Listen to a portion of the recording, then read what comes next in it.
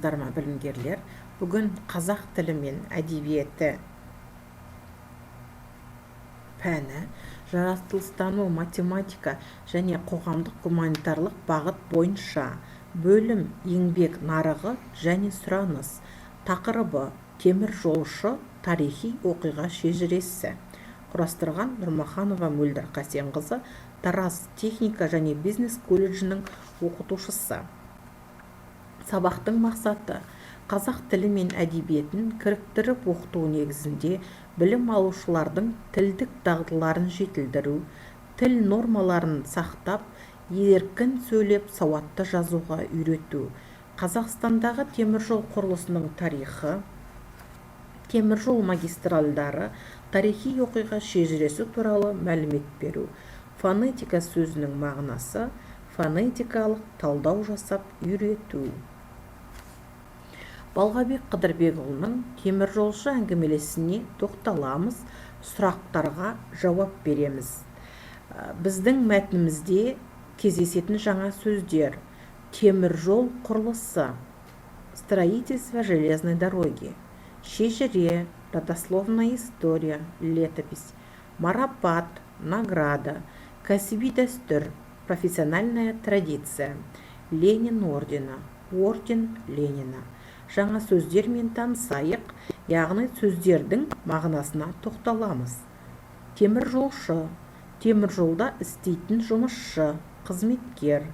Теміржол құрылысы, теміржол қатынасын, рельс, тағы да басқаларды салуға арналған жұмыс кешені. Марапат, құрмет, сый, сияпат. Шежіре, тарихи оқиғаларды жазып отыратын жылнама. Білімгерлер, біздің әңгімеміз өте ұзақ болғасын, мына сіздерге қысқаша түрде жазылған мен оқимын, сіздер тыңдап отырасыздар және де дәптерлерімізге жазып аламыз. Шойыннан жол салынғалы жатыр. Сол жолдың көрінісі домбыраның екі шегі сияқты болады екен. Онымен пойыз деген, отпен жүретін арба келеді екен деген қауесет Балқаштың бергі жағына жоқ жатқан күрті еліне тез тарап кетті. Шойыннан істелген арба дейді, от күшімен көп жүк сүйрейді екен десті төбе басында отырғандар. Ол қайда барады екен? Мына қопаны басып өтеді дейді жұрт. Шетте отырған жасы 20-лар шамасындағы қара жігіт ел аузына біраз қарап тұрды да орнынан тұрып кетті. Ол үйіне келгенде үй іші алаң-көлеңкеленіп тұр екен.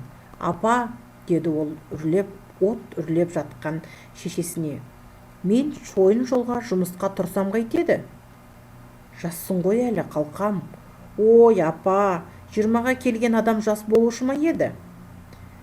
Анығын білдің бе? Жұмысшы алады ма екен? Әзірше менің естігенімнің бәрі тұспау. Сөз басыла бергенде киіз үйдің есігі ашылды да сәлем беріп мосқал тартқан аласа бойлы қара сақалды кісі кіріп келді. Бұл Тоқсанбай деген өздерінің бір туысқан еді. Тосекеңбісіз? Төрге шығыңыз. Жоқ, асығыспын, деді Тоқсанбай. Қопа жаққа барып едім, қопаны бастыра шойын жол жасап келеді екен. Соны біліп қайттым. Сен де жұмыс іздеп жүр дегенді естіп айта кетейін деп едім. Мен қазір барып демаламын да таң сәріден көшемін. Үлкен балам екеумізге жұмыс беретін болды. Сапарыңыз оң болсын, мен де көшемін, деді үй иесі. Құрылыс қызу жүріп жатыр. Мұндағы адамдардың көбісі осы маңдағы күрті болысынан келгендер көрінеді. Кешегі мен көшемін деген кісі сайдан топырақ тасып жүр. Лашығын өзен бойына қалдырып, жұрт жол құрылысының бастығын тіккен шатырға жүгіріп келген жігіт көп кідірмей-ақ шатырдан қуана шықты.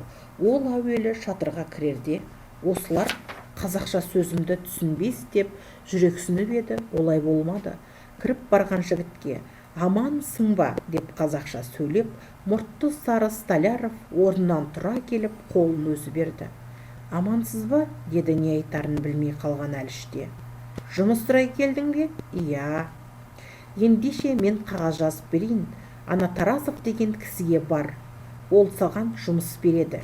Ендігі сенің бастығың сол болады. Құп. Осыдан кейін ол жұмысқа кірісті.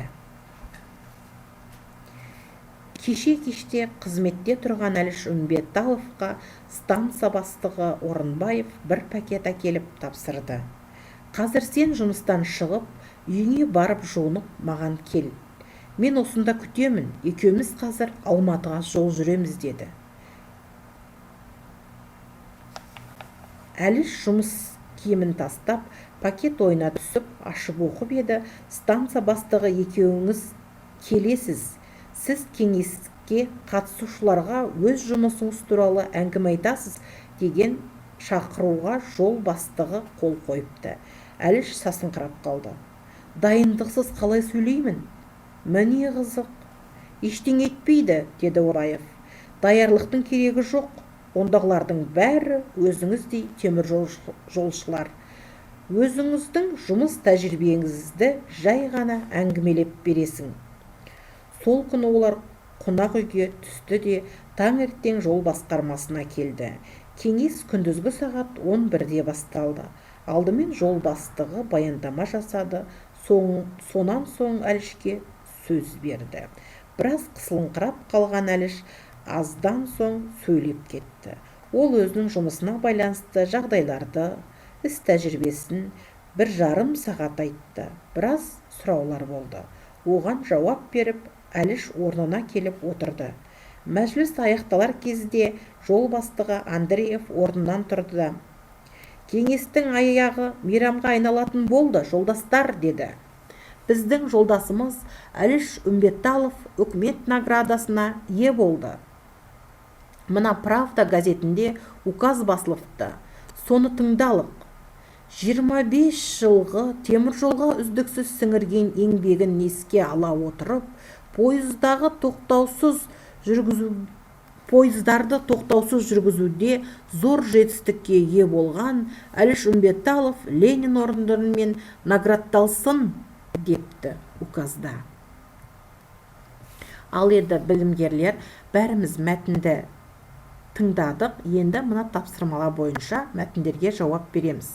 Мәтінде не туралы айтылған, сөйлеп жатқан кімдер, оны қайдан білдің? Осы мәтіндегі оқиғалар қалай жалғасады? Сіздер осы сұрақтарды дәптерлеріңізге жазып, тапсырмаларды маған жібересіздер. Бұл бірінші сұрағымыз бойынша. Екінші енді жазылым тапсырмасы. Жазылым бойынша біз фонетика дегеннің не екенін білеміз. Фонетика, гректің фонетикасы деген дыбыс мағынасынан шыққан. Тіл дыбыстарын зерттейді.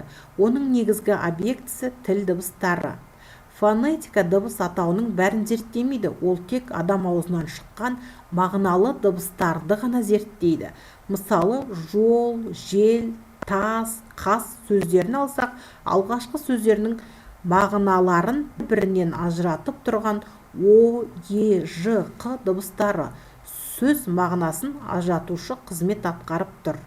Қазақ тіліндегі дыбыстар дауысты және дауыссыз дыбыстар болып екі үлкен топқа бөлінеді. Дауыстылар ауаның кедергісіз шығуы арқылы жасалып, үннен ғана тұрады. Дауыстыларды жуан және жіңішке деп бөлеміз. Қазақ тілінде 9 дауысты бар. Олар а, ә, о, ө, о, ү, а, е. Бұл дауыстылардың ішінде 5-еуі ә, ө, о, ү, дыбыстары қазақ тілінің ерекшелігіне жатады. Олар орыс тілінде жоқ дыбыстар. Бұдан басқа 2 қосынды дауыс, яғни дифтонг бар. Олар и және у дыбыстары.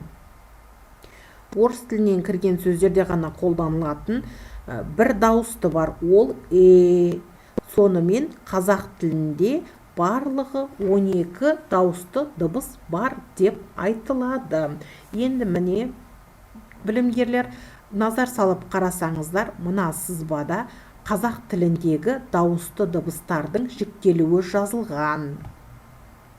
тілдің қатынасына қарай, жақтың қатынасына қарай, ерін мен езудің қатынасына қарай қалай бөлінетіндігі, қалай жіктелетіндігі, соның барлығын қарап, дәптерлерімізге толығымен жазып аламыз. Ал енді мына кестеде дауыссыз дыбыстар берілген. Қазақ тілінде 25 дауыссыз дыбыс бар. Дауыссыз дыбыстар 3 түрге бөлінеді. Қатаң, ұяң, үнді болып. Бұл кестені де дәптерлерімізге жазып аламыз және жаттаймыз. Қай дыбыстың қандай болып бөлінетіндігі. Себебі бұл дыбыстарды ажырата білмейінше біз фонетикалық талдау жасай білмейміз. Сөздерге фонетикалық талдау жасаймыз. Сіздерге анық түсінікті болу үшін біз алдымен оқушылар сөзіне фонетикалық талдау жасап өтейік. Оқушылар. Алдымен біз фонетикалық талдау жасар кезде сөзді буынға бөлеміз. Оқушы деген сөзде бірінші буын о, ашық буын, екінші буын қу, ол да ашық буын, үшінші буын ш, ол да ашық буын, лар, төртінші бөліміз бүттеу буын болып тұр. Енді о, дауысты, жуан, ашық, еріндік. Қ, дауыссыз, қатаң. У, дауысты, жуан, қысаң, еріндік. Ш, дауыссыз, қатаң. Дауысты, жуан, қысаң, езулік. Л, дауыссыз, үнді. А, дауысты, жуан, ашық, езулік. Р, дауыссыз, үнді. Сөзде 8 әріп, 8 дыбыс бар. Құрметті білімгерлер, сіздерге барлығы түсінікті деп ойлаймын. Сіздерге үйге тапсырма, бүгінгі өткен жаңа сөздердің бәріне фонетикалық талдау жасаймыз. Назарларыңызға рахмет. Сау